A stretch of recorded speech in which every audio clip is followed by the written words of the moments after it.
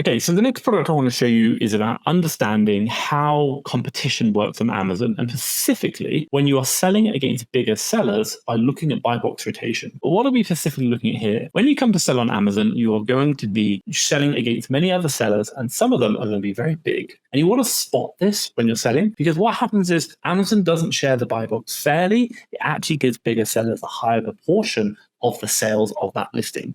But if you're a new seller, it's going to cause you a problem. So I want to show you what to look at right now and how to think about this as you do your analysis for products. Make sure you're not maybe buying too many and stuck with a lot of dead stock that you can't sell, or maybe at a wrong price. So here we are with a Kingston 0.5 terabyte, 512 gigabyte SD card. So with adapter. Absolutely love these things, but obviously there are thousands of them around. So let's go down to the Keepa chart. Now, I'm not too interested, it doesn't have the sales rank, but what I am interested in is understanding the competition. Technology products like these will generally have some really, really big sellers on. So what I'm going to do when I'm doing my analysis, I'm going to quickly jump over to data. And when I look at the other competitors, I'm going to get a good understanding that how many reviews they've got. So I'm trying to get an understanding of how big they are. So what I can see here is like this guy's got 5,000, 3,000, 17,000. If you're a small seller with like 5 to 100, you're going to really struggle selling in such big sellers because they just have so much selling history. Amazon, they really trust them.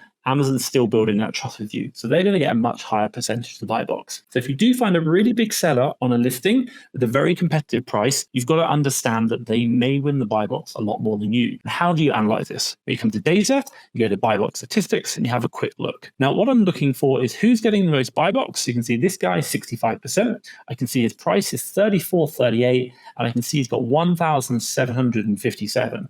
Now, if I'm a new seller, I need to realize that I'm probably going to struggle to get a lot of those sales. And I don't know how many this is actually selling because it doesn't show me, but I'm going to struggle to get a lot of the sales against that person. So while I might say this is selling 100 per month or even 50 per month, I'm probably only going to get maybe 5 of those sales. And I'm going to have to be competitive at this price. So it might be that I even need to be able to go under this price, at 43.38, because he's such a big seller. So just be mindful of that. It does happen. Now, what you'll probably notice is that he's actually come in under this seller right here and undercut him. He's got even bigger sales. You can see this seller's bigger, but because this guy's got a cheaper price, he's winning the buy box more often. Now, this could do with stock and many other reasons, but I'm always just going to have a quick look at the competition on my listings and see how big the sellers are.